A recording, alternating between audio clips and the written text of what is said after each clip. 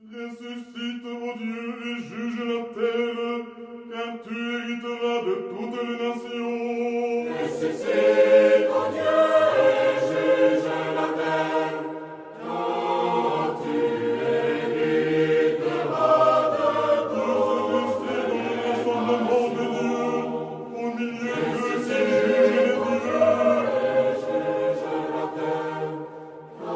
Jusqu'à quand jugerez-vous injustement, réclamez pour le parti des pécheurs?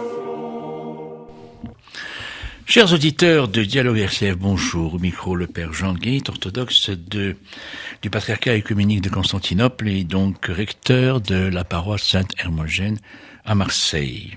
La séquence précédente, la semaine dernière, je m'étais proposé d'évoquer la problématique qui revient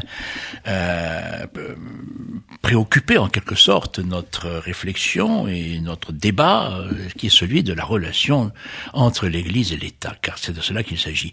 On parle de laïcité, on revient toujours sur cette question de la laïcité, quel est son contenu, mais parler de la laïcité, c'est en réalité parler aussi de la relation entre l'Église et l'État, ou d'une manière plus profonde et plus générique encore, tout simplement entre le pouvoir temporel et le pouvoir spirituel, qui a existé de tout temps, entre la religion, l'Église, la religion, le pouvoir, l'État.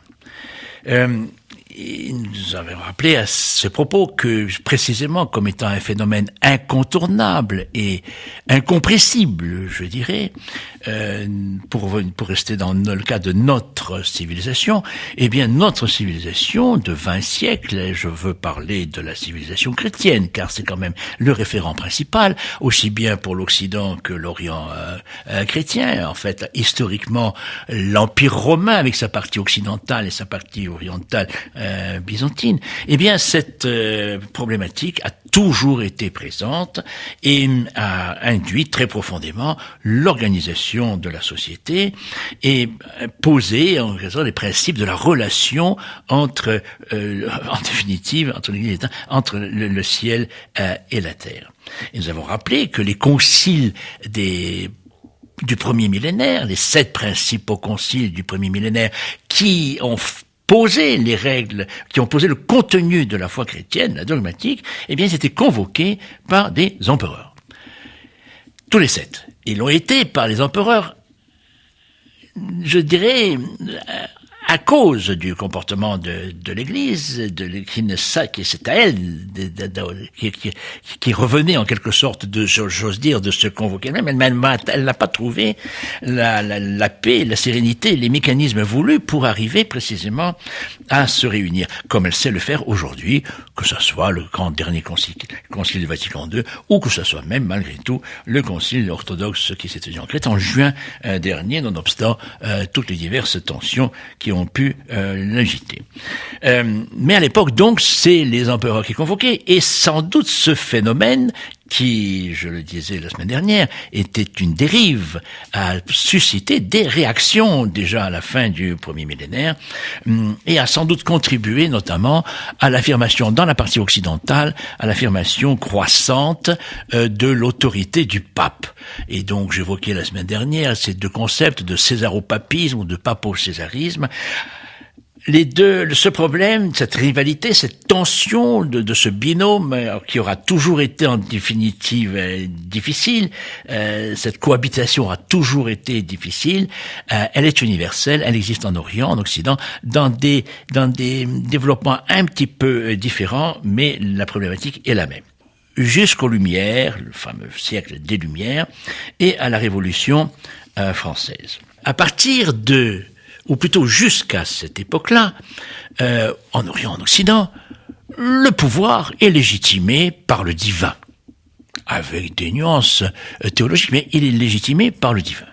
Que ce soit l'empereur, que ce soit la monarchie, et en particulier les monarchies, ceux qui ne sont bien restés chez nous, la monarchie absolutiste, qui sont bien chez nous, restés sous le nom de monarchie de droit divin.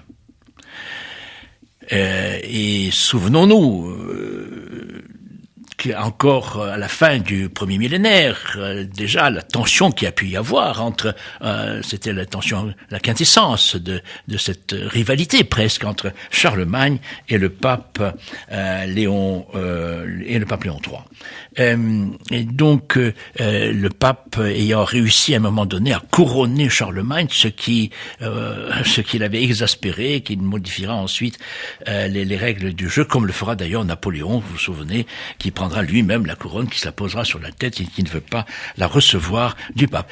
Donc c'est un vécu différent, mais c'est toujours la même problématique. À partir de la Révolution, et même si Napoléon est venu après, quelque temps, c'était un retour un petit peu éphémère, à partir de Lumière et de la Révolution, nous abordons une nouvelle évolution qui se traduit par une relativisation générale de ce pouvoir monarchique de droit divin, aussi bien en Europe qu'en Orient.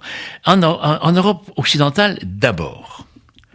Car il est vrai que dans l'Europe orthodoxe, la monarchie n'est pas décapitée, elle n'est pas parlementarisée comme cela a été en Occident. Mais néanmoins, elle connaîtra d'autres rééquilibrages, surtout en Russie, avec Pierre le Grand, qui, en un sens, soumettra par divers mécanismes de synodalité, soumettra en fait l'Église au pouvoir temporel, au pouvoir impérial. S'il y a une décapitation, c'est presque ici, c'est presque la décapitation de l'Église qui est effectuée, puisqu'il y avait un patriarche, il supprime le patriarche. Mais cependant, il n'arrivera jamais à quelque sorte à faire dès l'après-pétrinisme en Russie. Finalement, les monarques sont toujours, s'ils sont pas de droit divin, mais malgré tout, ils sont oints en quelque sorte par l'esprit. Et donc, nous sommes toujours dans cette thématique. Catherine II essaiera, elle sera l'allemande, elle sera impressionnée par la Révolution française, et donc elle essaiera de faire évoluer un petit peu l'équilibre entre l'Église et l'État également, mais elle n'y arrivera pas fondamentalement, jusqu'à ce pauvre Nicolas II qui, lui, au contraire, s'est pensé oint et couronné par Dieu, et refusant toute évolution vers une laïcisation, vers le parlementarisation de la monarchie, ce qui lui coûtera en réalité sa couronne, et il sera à son tour alors lui aussi décapité, mais dans une manière encore plus violente que ce qui s'est passé en France. En Occident, donc, nous avons ce processus de laïcisation sur lequel, me semble-t-il, il est bon de revenir, et qu'aujourd'hui, parce qu'aujourd'hui, nous avons une sorte de crise de la laïcité. On peut parler d'une crise de laïcité. Et d'abord, rappelons ce que veut dire laïque ou laïcité, d'où vient le terme. Alors, c'est assez curieux parce sont proposées ici deux hypothèses d'étymologie. Ou bien c'est l'étymologie latine, et qui viendrait de laicus, qui veut dire tout simplement quelque chose d'ordinaire, quelque chose de commun, ou bien viendrait du grec laos et de son adjectif laïkos, et qui renvoie au peuple de Dieu. Pour ma part, c'est pas que ce soit une préférence, mais je pense qu'il est plus exact de souligner l'étymologie grecque de laïque, ce qui d'ailleurs n'est pas sans paradoxe aujourd'hui, car laïcité désignerait quelque chose de tout ce qui ne concerne pas le religieux, alors qu'en fait, elle remonte à la référence du peuple de Dieu. La Révolution décapite la monarchie et en réalité poursuit surtout le catholicisme romain. Mais elle garde le système de valeurs d'origine chrétienne, et qu'elle laïcise, c'est-à-dire qu'elle fait républicaine.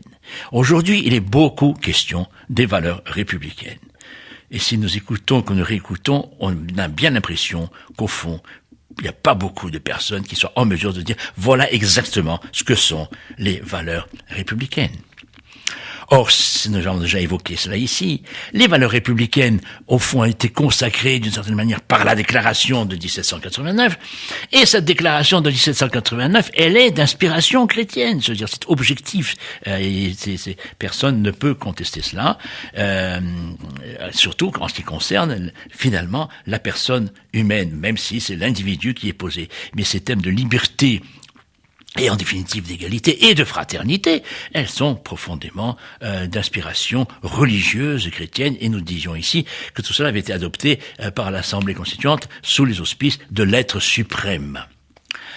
La laïcité de la Troisième République, qui suivra, au fond, instaure cette séparation de l'Église et de l'État, en même temps qu'elle installe l'école, la fameuse école de Jules Ferry, qui est une école de l'instruction, et non pas de l'éducation.